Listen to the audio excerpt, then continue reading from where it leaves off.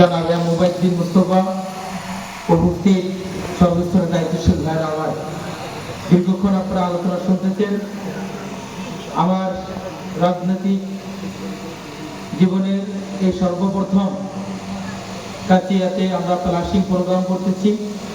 আপনাদেরকে ধন্যবাদ, এই সুন্দর আয়োজন করেছেন। আসলে দীর্ঘক্ষণ বক্তব্য দেওয়ার কোনো সুযোগ নেই।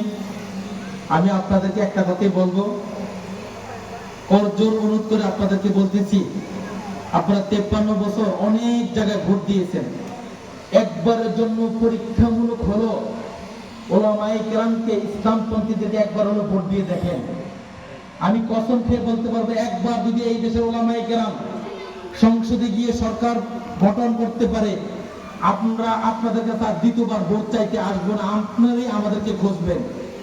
আজকে যারাই বারবার এই দেশে ক্ষমতায় এসেছে, বিদেশে বেগমপাড়া তৈরি করেছে, আমাদের সম্পদকে শুষে খেয়েছে, সালিশ বাণিজ্য করেছে, তারা কোটি কোটি টাকার পাহাড় করেছে, এদেশে উন্নয়নের নামে সাপ খেলা দেখিয়ে বিদেশে কোটি কোটি টাকা পাচার করেছে।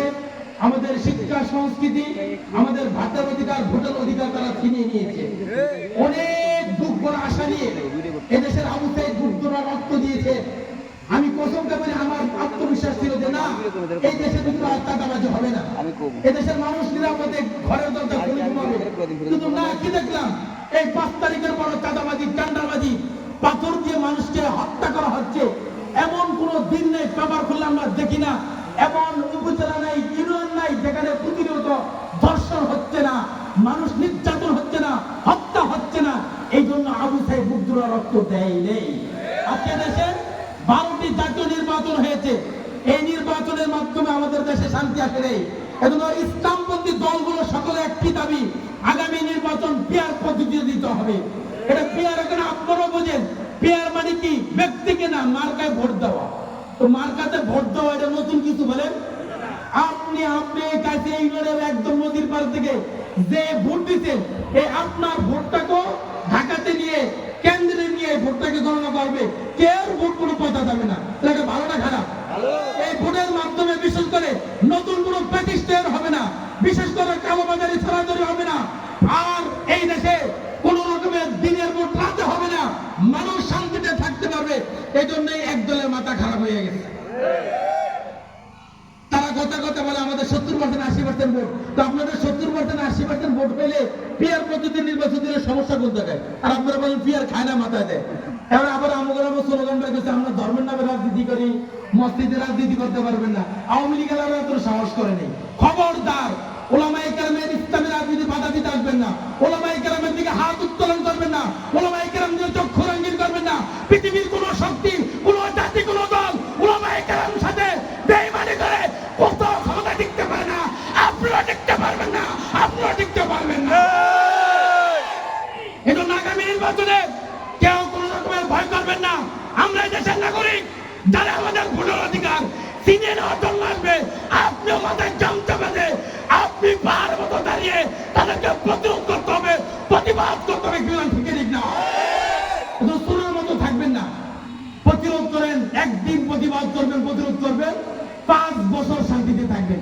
আর ওই যে ভিলে বাজারের মতো কোরবানি আসলে গরু বিক্রি হয়, আর পূজা আসলে ভাড়া বিক্রি হয়, আর আমাদের দেশে নির্বাচন হলে কিছু মুনাফিক বিক্রি হয়। 500 টাকার 1000 টাকাতে বিক্রি হবেন না।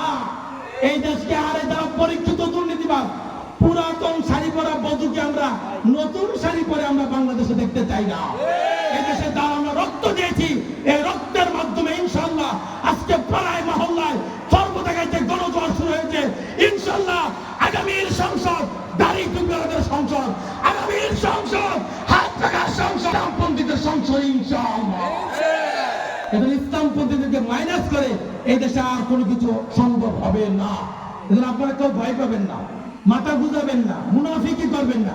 একবারের জন্য হলে ওলামায়ে কেরামকে ভোট দিয়ে দেখেন, আপনাদের পিআর, কাবিকা, বিধবা ভাতা, পঙ্গু ভাতা, আপনাদের বিজেপির কার্ড বলেন, যত রকমের বাজেট আছে সুষম বন্টন হবে। কোন রকমের এদিক সেদিক হবে না। যারা ন্যায্য অধিকার পাওয়ার তারা পাবে। নদী ভাঙ্গন থেকে ভোলাকে রক্ষা হবে। ওই যে যারা আমরা মুখে শুধু বলবো না, কাজে আমরা ইনশাল্লাহ পরিণত করে দেখবো। ওবায়দুদ্দিন মুস্তফা আপনাদের এই কাছে এই ননের সন্তান, ছোটকাল থেকে এখানে কাটিয়েছে। আপনাদের মধ্যে অনেক অধিকার তার রয়েছে। এগুলো আপনারা তাকে হতাশা করবেন না। ঐক্যবদ্ধ এখানে আজকে যারা রয়েছেন, কাজে কাজ মিলে যদি কাজ করেন, এই কাছিয়া থেকে হাত পাকাকে বিজয় করা অসম্ভবের কিছু না ইনশাআল্লাহ। আমি আপনাদেরকে বলবো, এতদিন আপনারা বলছেন যে হুজুর আপনারা এক হয়ে আপনাকে ভোট দিব। এখন যদি এক হয়ে আসার পরও যারা ভোট দিবে না, তাহলে বুঝতে হবে তারা চারটা মুনাফিক। কি বলেন? ঠিক আছে। ইসলামের পক্ষে একটি বাক্স হচ্ছে, আপনারা কেউ ভয় পাবেন না ইনশাআল্লাহ। সর্ব জায়গায় তাদের থেকে মানুষ আজকে মুখ ফিরে নিচ্ছে। ইসলামের পক্ষে আজকে মানুষ গণজোয়ার শুরু হয়েছে। আশা করি ইনশাআল্লাহ আগামী নির্বাচন পিয়ার পদ্ধতিতে হবে। বিচার ব্যতীত, সংস্কার ব্যতীত এই আওয়ামী সরকার 17 বছর শিক্ষা, সংস্কৃতি, প্রশাসন, আইন সবকিছুকে ধ্বংস করে দিতে। এটার সংস্কার ব্যতীত সুষ্ঠু নির্বাচন হবে না। এজন্য আমরা ইনশাআল্লাহ আগামী নির্বাচনে আপনারা সকলে হাত পাকার পক্ষে থাকবেন তো ইনশাআল্লাহ? কারা কারা হাত পাকার পক্ষে থাকবেন? হাত আগে আল্লাহ তাআলাকে দেখায়। আল্লাহ আমাদের সকলকে তৌফিক দান করুন। আমা তৌফিক ইল্লা বিল্লাহ।